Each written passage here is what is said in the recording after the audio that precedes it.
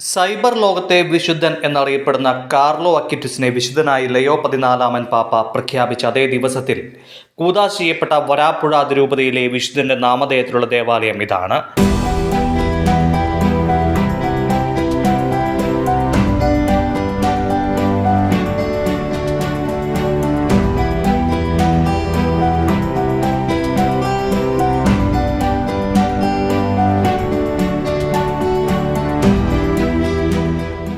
വരാപ്പുഴ അതിരൂപത മെത്രാപ്പൊലീത്ത doctor Joseph കളത്തിപ്പറമ്പിലാണ് പള്ളിക്കരയിൽ വിശുദ്ധ കാർലോയുടെ നാമധേയത്തിൽ നിർമ്മിച്ച ദേവാലയം ആശീർവദിച്ചത്.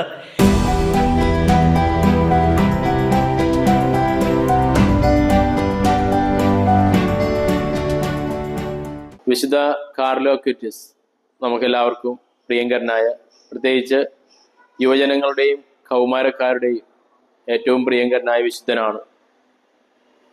വിശുദ്ധ കാർലോ അക്വിറ്റസിന്റെ നാമകരണ നടപടി നടന്ന അതേ ദിവസം, വിശുദ്ധനായി പ്രഖ്യാപിക്കപ്പെട്ട അതേ ദിവസം തന്നെയാണ് വരാപ്പുഴ അതിരൂപതയുടെ കീഴിൽ പള്ളിക്കരയിൽ വിശുദ്ധ കാർലോ അക്വിറ്റസിന്റെ നാമധേയത്തിൽ ഒരു പുതിയ ദേവാലയം വരാപ്പുഴ അതിരൂപത മെത്രാപ്പൊലീത്ത അഭിവന്യ ആർച്ച് ബിഷപ്പ് ജോസഫ് കളത്തിപ്പറമ്പിൽ പിതാവ് ആശീർവദിച്ചത്. ഈ ന്യൂജൻ വിശുദ്ധന്റെ നാമത്തിൽ ലോകത്തിൽ ആദ്യമായിട്ട് ഒരു ദേവാലയം നിർമ്മിക്കാൻ സാധിച്ചു എന്നുള്ളത് വരാപ്പുഴ അതിരൂപതയെ സംബന്ധിച്ചും കേരള സഭയെ സംബന്ധിച്ചും ഭാരത സഭയെ സംബന്ധിച്ചും വളരെയധികം അഭിമാനത്തോടുകൂടി കാണുന്ന ഒരു കാര്യമാണ്. വിശുദ്ധ കാർലോ അക്വിറ്റസ് 15 വയസ്സുവരെ അദ്ദേഹം ജീവിച്ചിരുന്നുള്ളൂ. പക്ഷേ ഈ ഭൂമിയിലായിരുന്ന സമയത്ത് എപ്രകാരം അദ്ദേഹം ഈശോയെ സ്നേഹിച്ചു എന്ന് അദ്ദേഹത്തിൻ്റെ ജീവിതം നമുക്ക് പറഞ്ഞു തരും. ഈശോയെ സ്നേഹിക്കുക മാത്രമല്ല, ഈശോയെ സ്നേഹിക്കാൻ മറ്റുള്ളവരെ പഠിപ്പിക്കുക കൂടി അദ്ദേഹം ചെയ്തു, മറ്റുള്ളവരെ പ്രേരിപ്പിക്കുക കൂടി അദ്ദേഹം ചെയ്തു. അദ്ദേഹത്തിൻ്റെ ജീവചരിത്രം തന്നെ പറയുന്നത് അദ്ദേഹത്തിൻ്റെ മാതാപിതാക്കളെ പോലും ശരിക്കും ഒരു ആഴമേറിയ വിശ്വാസത്തിലേക്ക് കൊണ്ടുവന്നത് ഈ കുഞ്ഞു വിശുദ്ധൻ്റെ ഇടപെടലാണ്.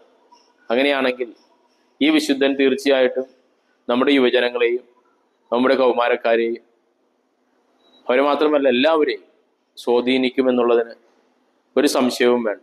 അതുകൊണ്ടാണ് വരാപ്പുഴ അതിരൂപത മെത്രാപ്പൊലീത്ത അഭിവന്യ ജോസഫ് കളത്തിപ്പറമ്പിൽ പിതാവ്, സഹായമെത്രാൻ ആന്നി വാലിങ്കൽ പിതാവ്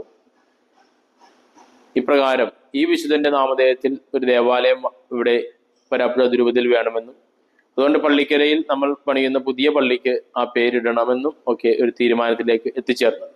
അങ്ങനെ 2025 സെപ്റ്റംബർ 7-ാം തീയതി അന്ന് വത്തിക്കാനിൽ ഈ നാമകരണ നടപടികൾ നടക്കുന്ന അതേ ദിവസം ഏകദേശം 1 മണിക്കൂറിനുള്ളിൽ അവിടുത്തെ നാമകരണ നടപടി പൂർത്തിയായതിന് 1 മണിക്കൂറിനുള്ളിൽ ഇവിടെ ഒരു പുതിയ ദേവാലയം വിശുദ്ധന്റെ പേരിൽ ആശീർവദിക്കപ്പെട്ടു.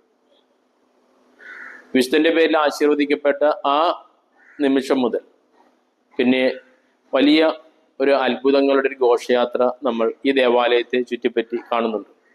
കാരണം എവിടെ നിന്ന് ആണെന്നറിയില്ല, ഒരുപാട് ആളുകൾ ഓരോ ദിവസവും ഈ ദേവാലയത്തിലേക്ക് എത്തിക്കൊണ്ടിരിക്കുകയാണ്. അത് നോർത്ത് ഇന്ത്യയിൽ നിന്നും ഭോപ്പാലിൽ നിന്നും അങ്ങനെ പല സ്ഥലങ്ങളിൽ, ഇന്ത്യയുടെ പല ഭാഗങ്ങളിൽ നിന്നും ഇവിടെ എത്തിച്ചേർന്നു. കേരളത്തിന്റെ പല ഭാഗങ്ങളിൽ നിന്നും ഇപ്പോഴും വിശ്വാസികൾ ഇങ്ങനെ എത്തിക്കൊണ്ടിരിക്കുന്നു. അങ്ങനെ ഇടതടവില്ലാതെ ആളുകൾ ഈ ദേവാലയം സന്ദർശിക്കുവാൻ വേണ്ടി ഇവിടെ എത്തിക്കൊണ്ടിരിക്കുകയാണ്. അങ്ങനെ ഈ വിശുദ്ധൻ നമ്മുടെയൊക്കെ ജീവിതത്തിൽ കൂടുതൽ ഇടപെടട്ടെ എന്ന് പ്രാർത്ഥിക്കുകയാണ്. ഈ ദേവാലയത്തിലെ തിരുനാൾ 12-ാം തീയതി ആഘോഷിക്കുകയാണ്. യുവാക്കൾക്ക് മാതൃകയും ദിവ്യകാരുണ്യ ഭക്തിയുടെ പ്രചാരകനുമായ വിശുദ്ധ കാർലോ അക്വിറ്റസിന്റെ ലോകത്തിലെ പ്രഥമ ദേവാലയമാണിത്. 10-ാം തീയതി കൊടികയറ്റം, 10, 11, 12 തീയതികളിലാണ് തിരുനാൾ.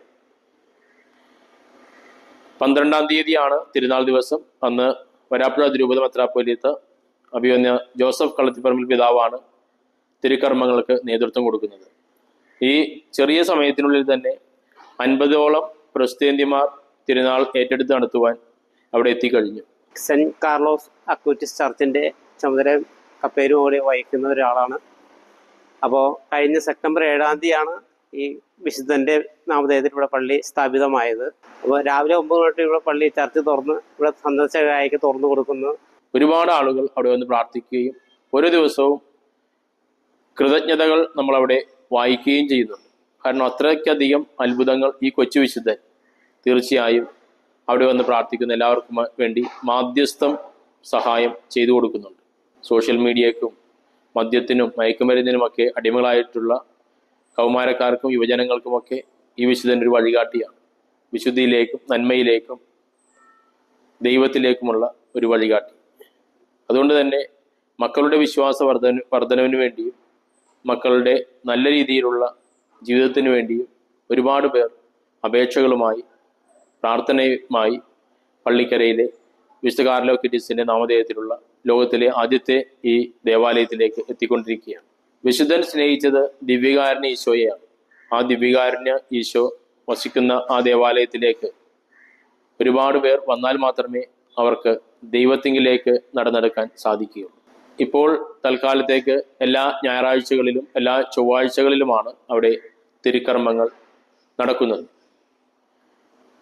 പിന്നീട് സ്ഥിരം എല്ലാ ദിവസവും അവിടെ വിശുദ്ധ കുർബാനയും വിശുദ്ധനോടുള്ള നൊവേനയും ഒക്കെ പിന്നീട് തീർച്ചയായിട്ടും ഉണ്ടാകുന്നതാണ്. നിങ്ങൾക്ക് എല്ലാവർക്കും വിശുദ്ധന്റെ അനുഗ്രഹം ഉണ്ടാകട്ടെ എന്ന് പ്രാർത്ഥിക്കുന്നു.